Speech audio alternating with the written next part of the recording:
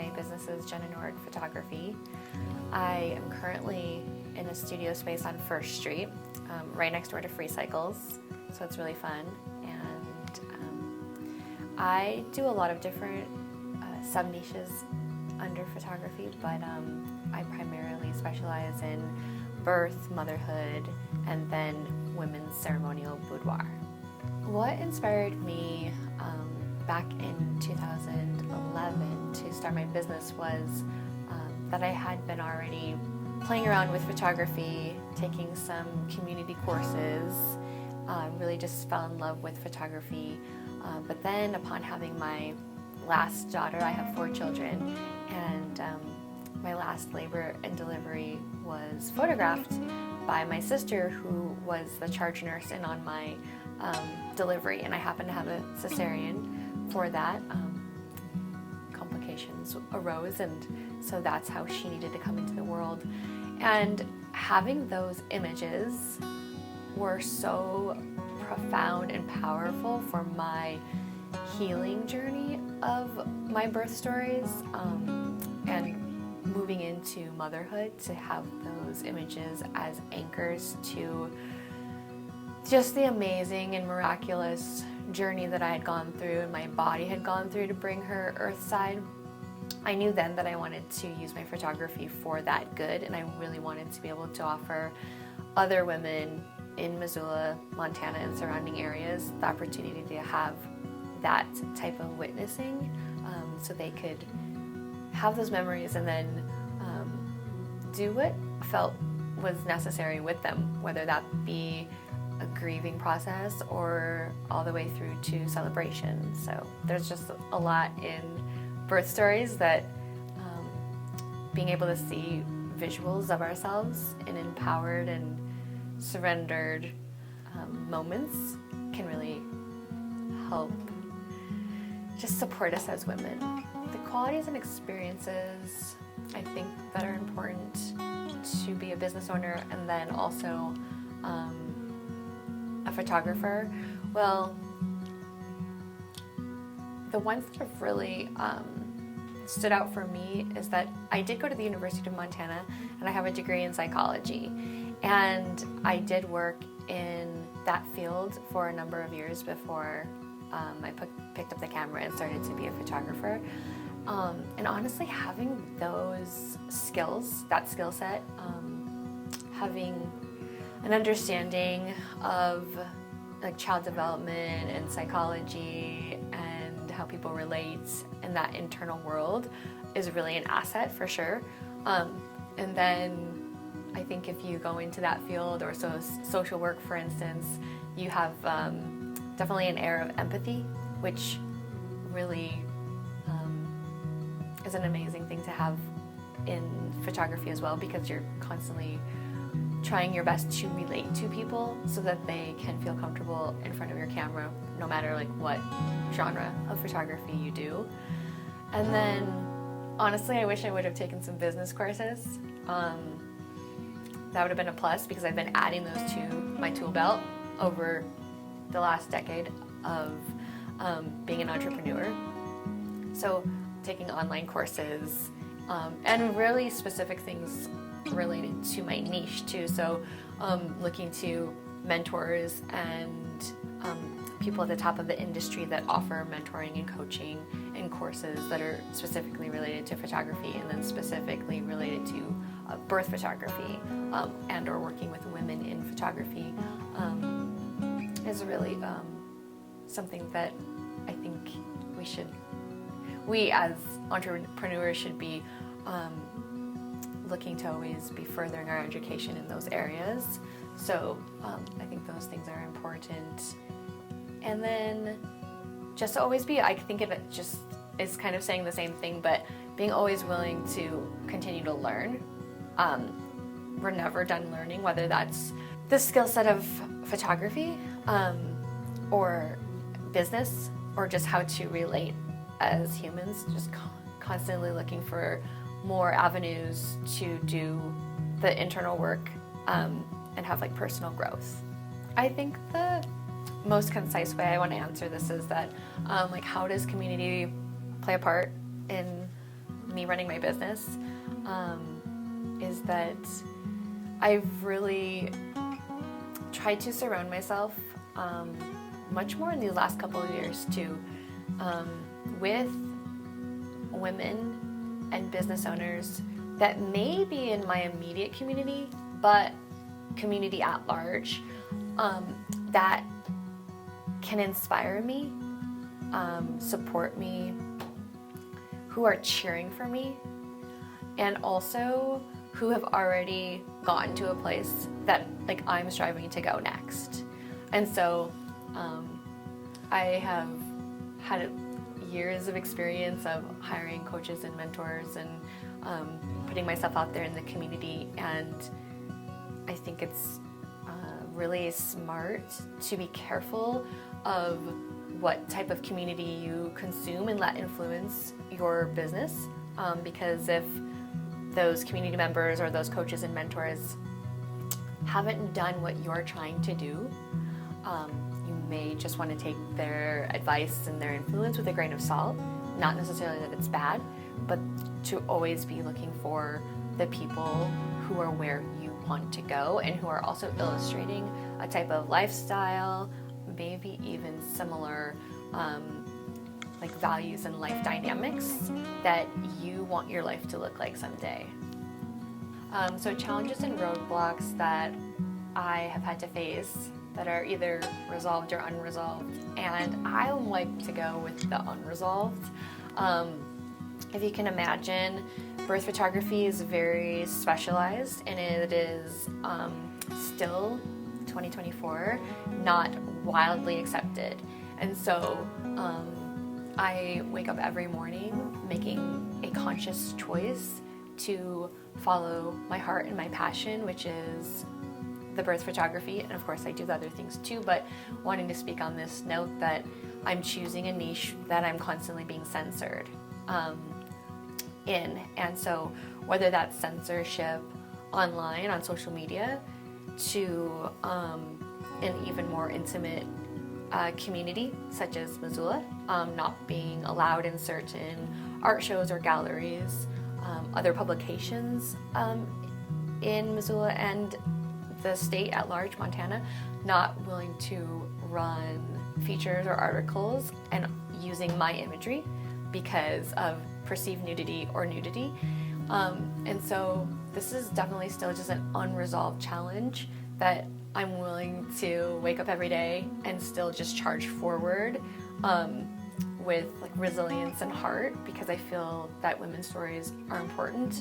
And if I can be just like one small push of advocacy, and I am seen by, you know, a drop in the ocean of people, that it makes a difference though.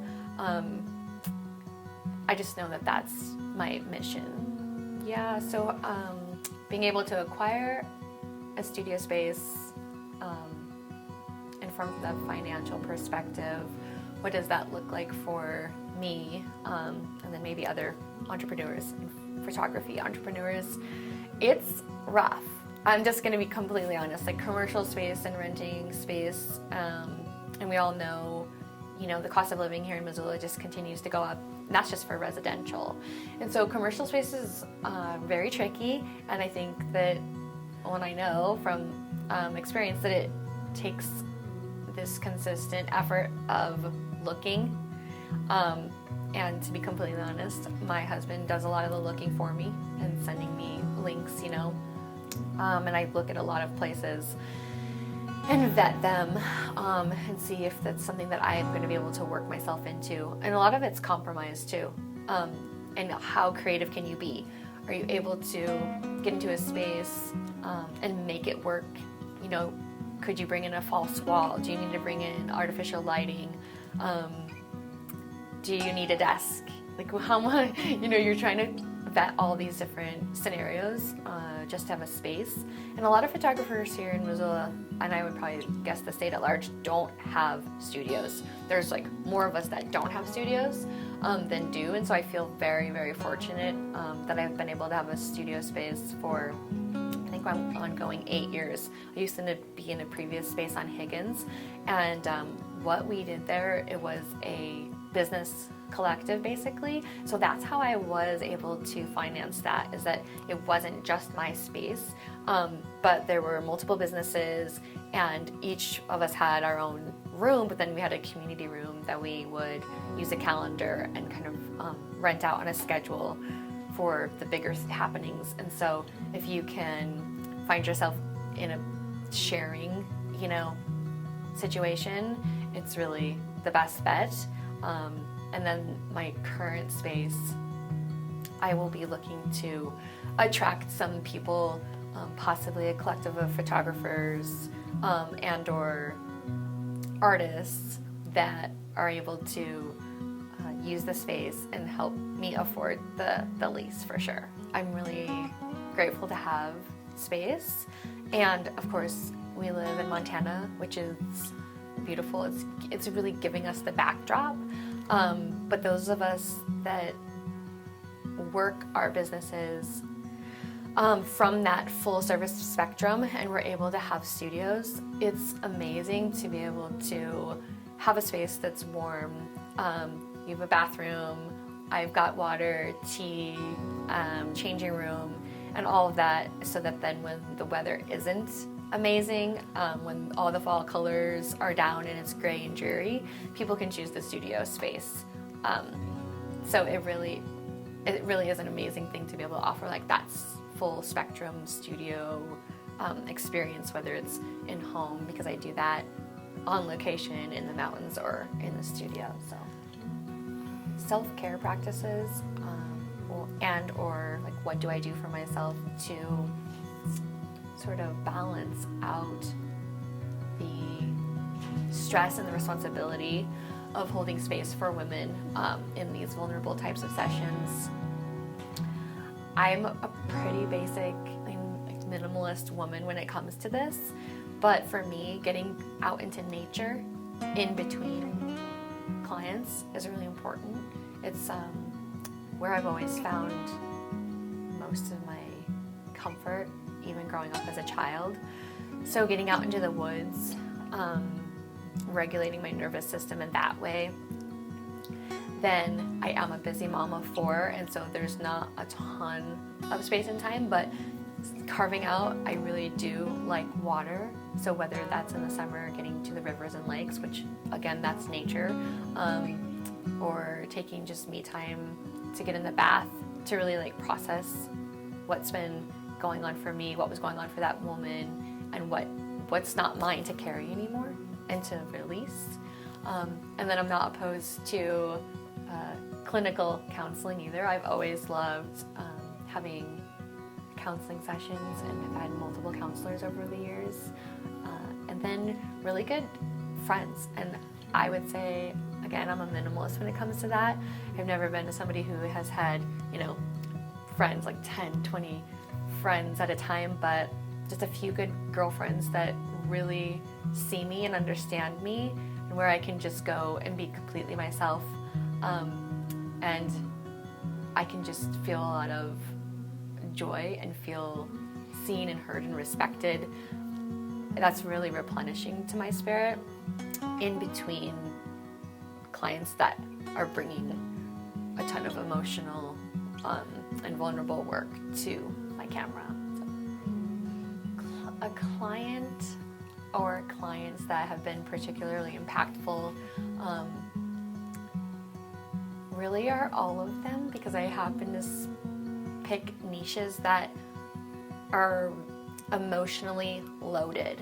And what I am willing to create in space holding is then an invitation to a woman to really be her most like raw, vulnerable, and truthful self. And so that is really impactful, to be a witness to that and to share an experience and then create visual anchors to that woman's experience. And so birth, for instance, it's a given.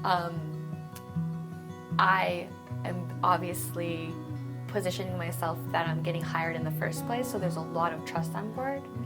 And so those women that are willing and want me in their space to create beautiful artistic imagery for them, that's really humbling, and that's a really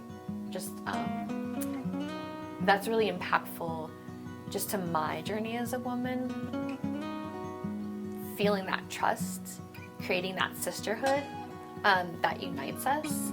And I also really believe that all the work I create really is a co-creation.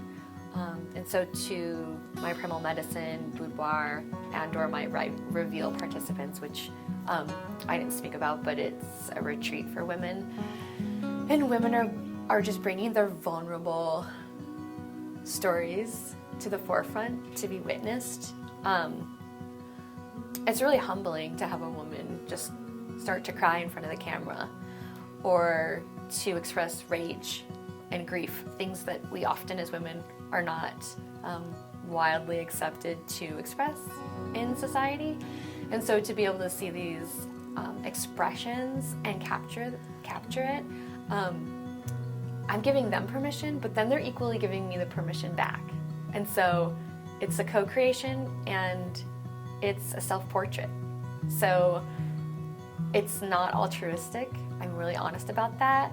What I give to you, I'm also getting back. What I see in you, I also then get to see in myself.